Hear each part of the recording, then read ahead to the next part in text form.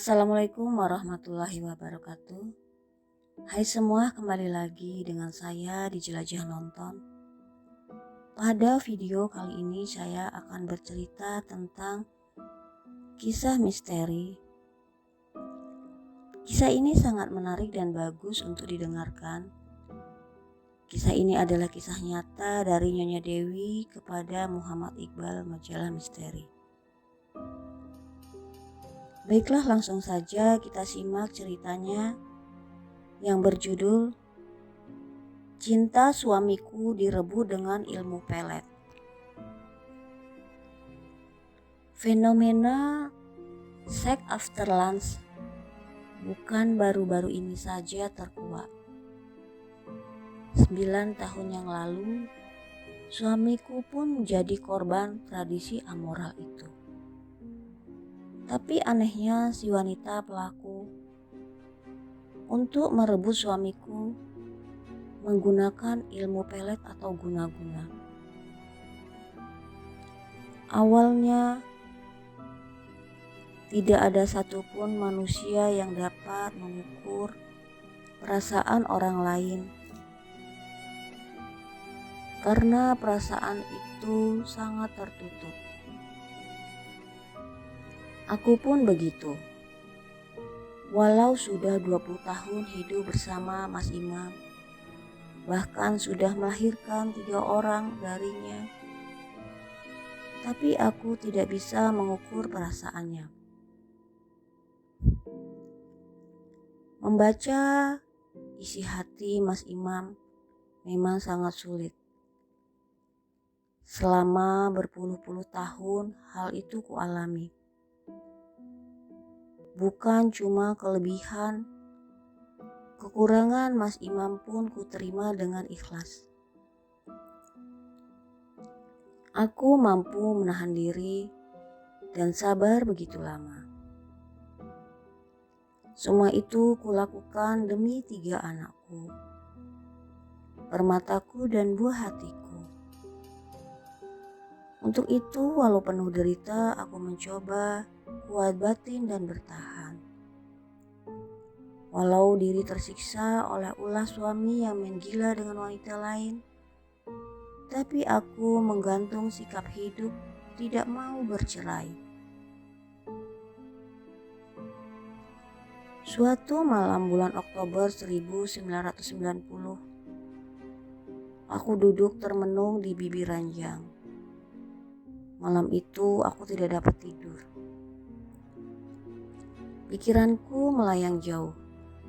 Kegelisahan, keresahan, dan penderitaan tercampur aduk hingga aku sulit mengenali diriku lagi.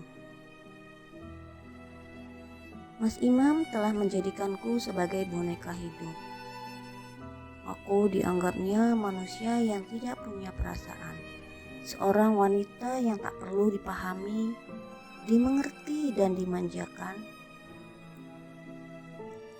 Harga diriku benar-benar terinjak dan dinistakan oleh Mas Imam.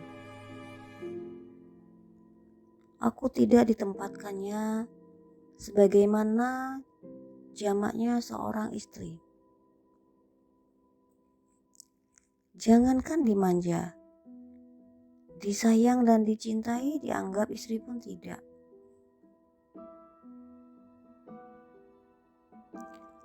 Kamu tidak lebih dari onggok batang kayu tua yang tak punya arti apa-apa. Kamu tidak berbeda dengan si Iem, Biinah dan tukang kebun di depan itu. Ini kenyataan. Karena kamu tidak bisa menempatkan diri kamu sebagai pendamping suami yang baik. Jangankan jadi istri yang mampu memicu semangat kerja suami, untuk jadi nyonya rumah tangga pun kamu tidak bisa.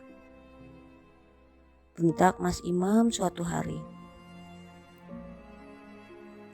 Bentakan itu benar-benar memukul perasaanku. Pada tahun 1977 aku menikah dengan Mas Imam. Kami tinggal satu kecamatan di Kabupaten Klaten, Jawa Tengah. Ayahku seorang lurah yang punya banyak tanah.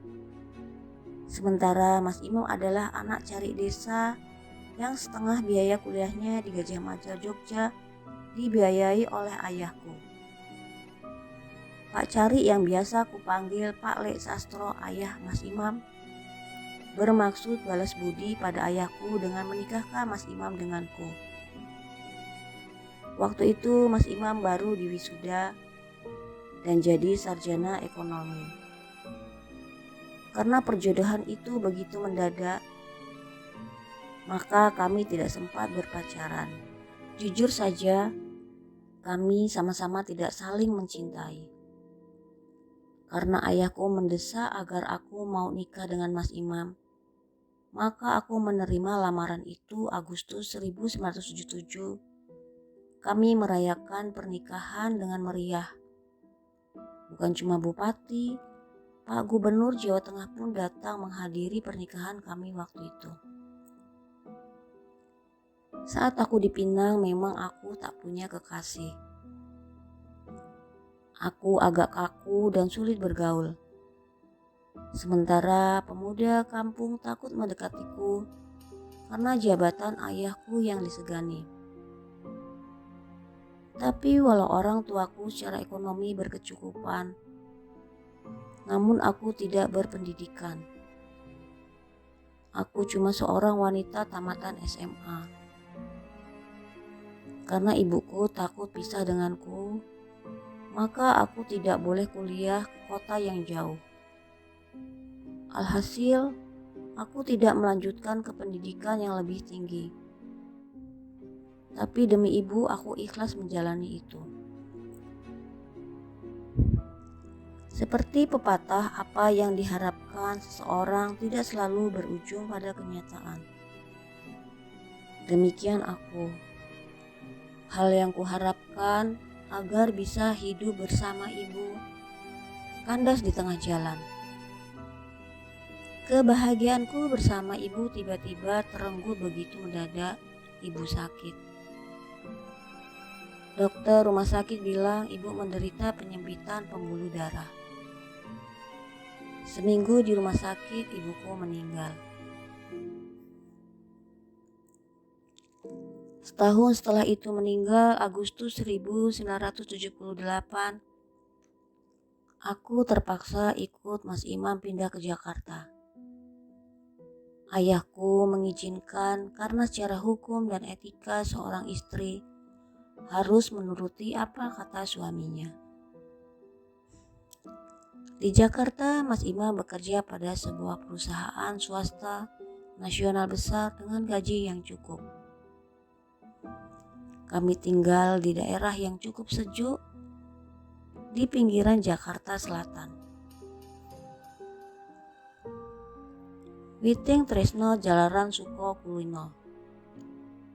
Demikianlah pepatah Jawa yang abadi ku dengar. Hal itu pun terjadi atas diriku. Karena selalu bersama, lama-kelamaan cinta itu tumbuh juga. Aku dan Mas Imam saling menyayangi dan mencintai. Cinta kami itu membuahkan 3 orang anak. Pertama aku melahirkan Kiki, kedua Ita, dan ketiga Indah. Sampai anak ketiga aku lahirkan.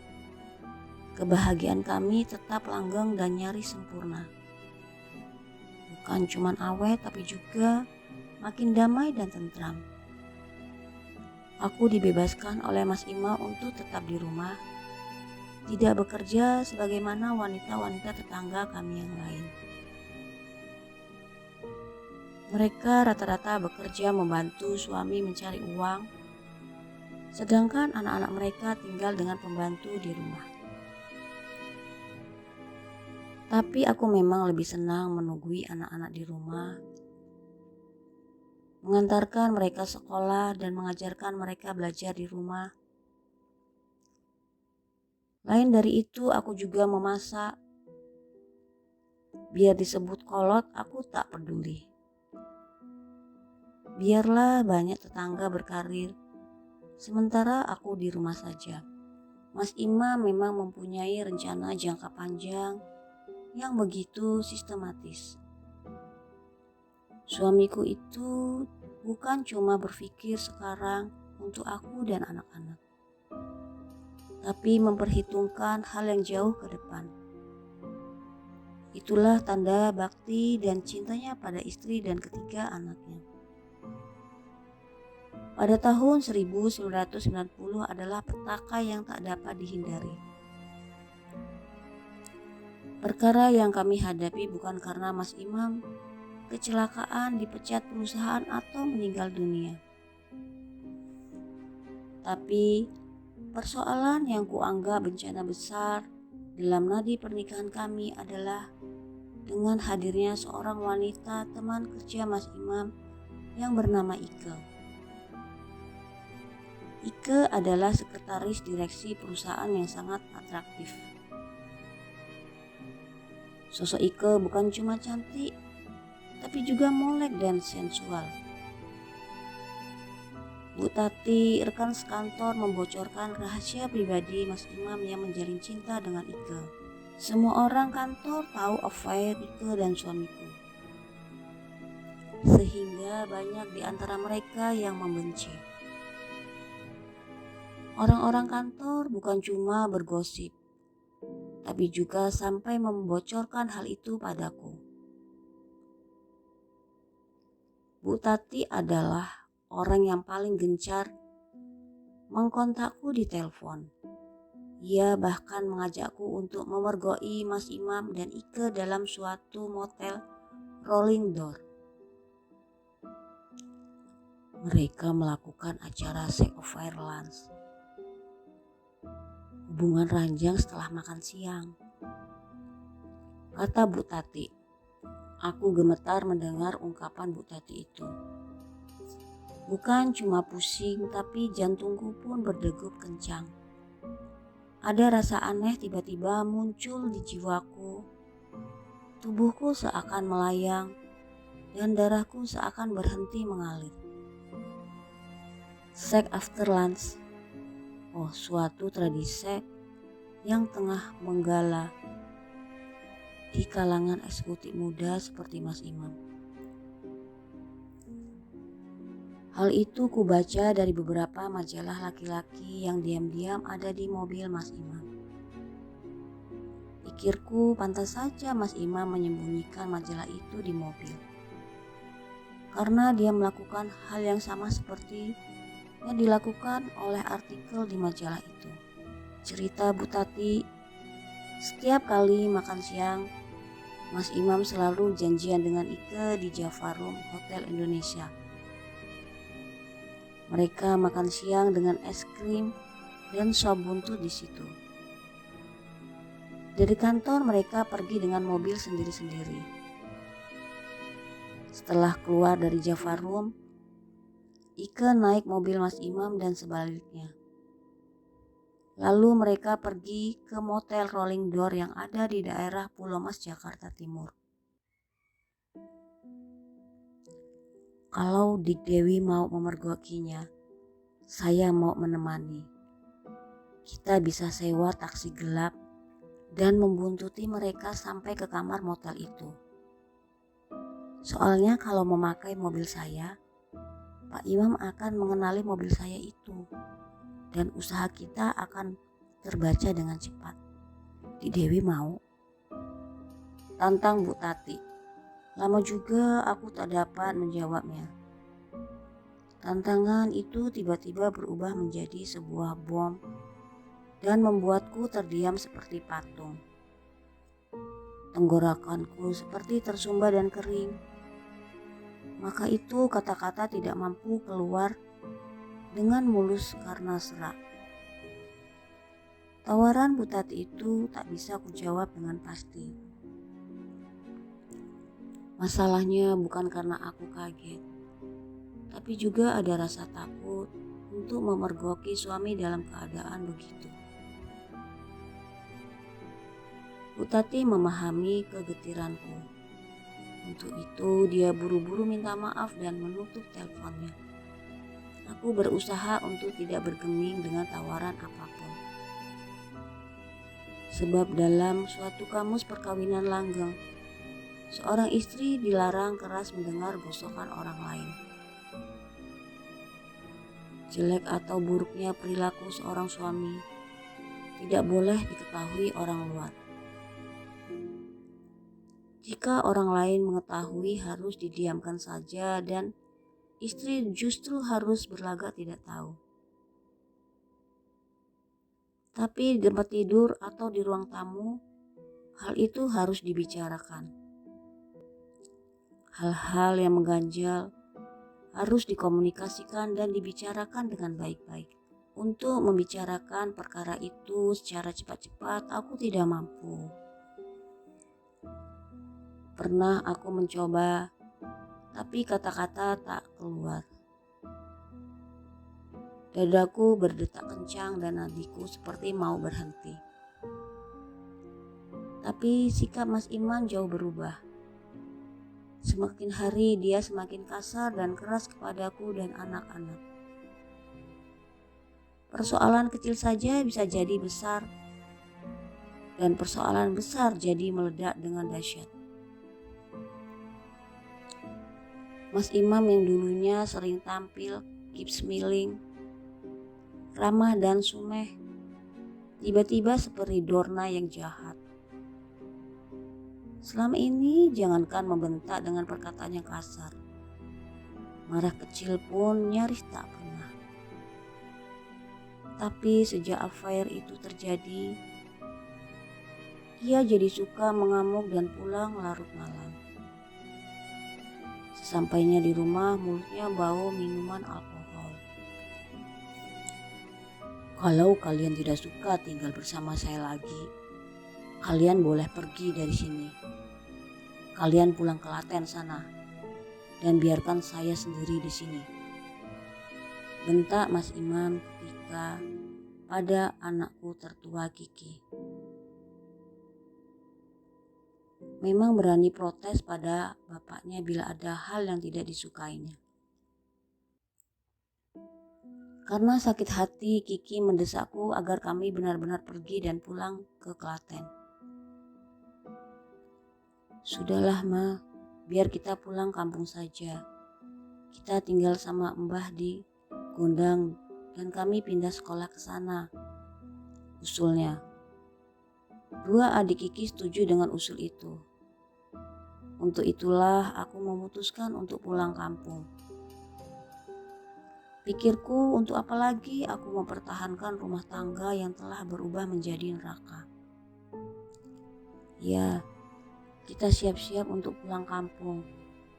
Enak gak enak di Klaten, kita harus betah dan kerasan di sana, kataku. Diam-diam aku mengurus surat pindah sekolah anak-anak. Setelah urusan ketiga anakku selesai, aku mendatangi seorang kiai yang alamatnya didapat dari seorang teman. Pikirku, apa salahnya? Sebelum aku bersama anak-anak pulang kampung, aku minta saran kiai yang dikenal juga sebagai pakar kebatinan itu. Aku minta saran dan nasihatnya tentang keputusan yang maha berat yang telah kuambil. Aku dibaringkan dan dijampi-jampi. Setelah itu aku diminta minum segelas air putih yang sisanya kubasuh di mukaku. Sebelum aku pulang, aku diberi secari kertas yang isinya ayat-ayat suci Al-Quran untuk diamalkan. Ada wiridan, zikir, syahadat, dan macam-macam. Malam tanggal 24 Agustus 1990 itu, kuamalkan hingga larut malam. Sementara Mas Imam belum pulang. Sedangkan semua koper baju berikut buku-buku dan alat sekolah anak-anak sudah kutumpuk di gudang, dan besok paginya kami akan berangkat dengan flight Garuda pertama ke Jogja, kemudian naik bus ke Klaten. Di bibir ranjang aku benar-benar termenung sambil berkomat-kamit mengamalkan wiridan. Mungkin karena persoalan kami begitu besar, maka aku tak dapat tidur malam itu. Jangankan pulas memejamkan mata, mengantuk pun tidak. Usai baca-baca wiridan, aku berkonsentrasi menyusun kata-kata pamit pada Mas Imam. Aku yakin betul Mas Imam tidak akan marah, karena hal itu memang diinginkannya. Aku akan berkata pasrah jika ia mau menikah lagi, dan aku siap untuk menjadi janda dengan 3 anak. Aku juga berkata tidak akan menuntut harta gonogini, dan biarkanlah kami menumpang hidup di rumah bapak di Klaten.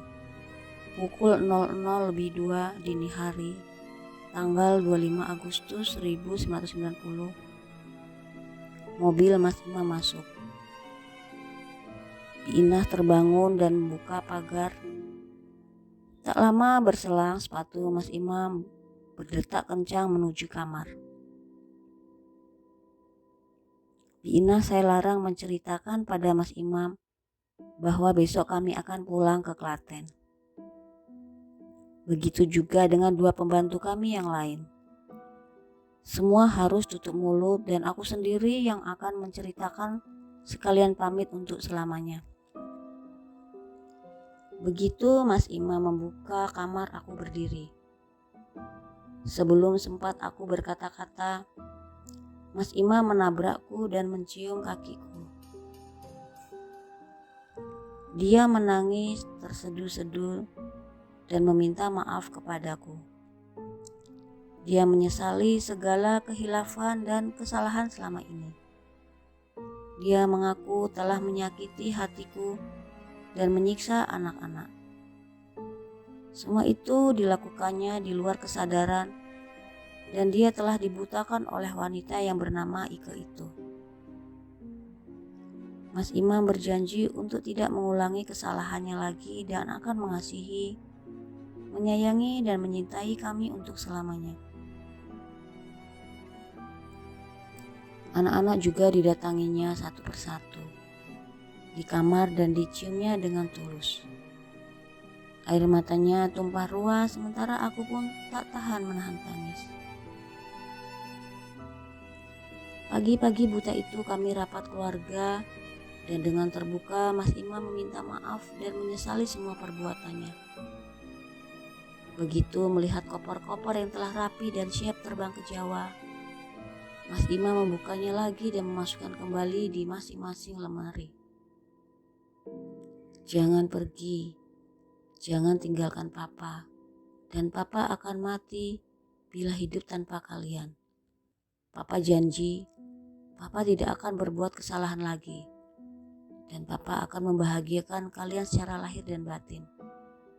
Percayalah, tolonglah Papa.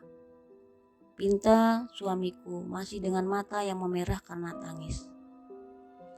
Singkat kata, rapat keluarga memutuskan bahwa kami tidak jadi pergi.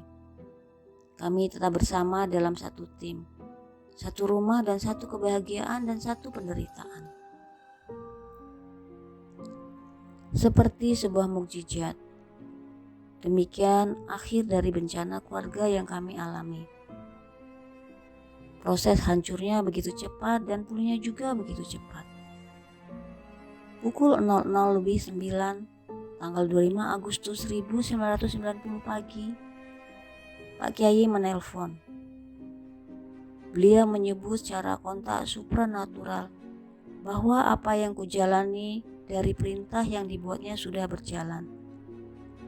Ilmu pelet perempuan yang membutakan mata suamiku itu telah sirna dan berakhir sampai tadi malam.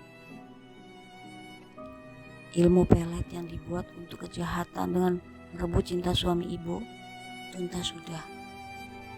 Insya Allah upaya jahat itu tak akan terulang lagi. Ibu telah mendapatkan benteng yang kokoh dan wiridan itu jangan berhenti diamalkan, ungkap Pak Kiai. Walau tidak langsung menyebut nama, Pak Kiai menggambarkan bahwa wanita teman kerja Mas Imam itu bernama Ike lah yang bermain api. Padahal Ike itu juga seorang istri, bahkan telah mempunyai 2 anak. Tapi sex after lunch itu ternyata sudah jadi fenomena dan Gejala yang terus bergolak di ibu kota. Ngetren di kalangan wanita pekerja, tak peduli ibu-ibu yang telah beranak sekalipun. Ibu-ibu biasa yang lugu dan kolot seperti aku, bolehlah berekstra hati-hati terhadap suami. Alhamdulillah hingga sekarang, tahun 1999 ini, kebahagiaan rumah tangga kami tetap kokoh dan tak tergoyahkan oleh apapun dan oleh siapapun. Cinta, kedamaian, dan kebahagiaan kami yang pernah hilang kini benar-benar kembali. Mudah-mudahan Allah selalu dilindungi dan mengasihi kami untuk selamanya. Amin ya Rabbal Alamin.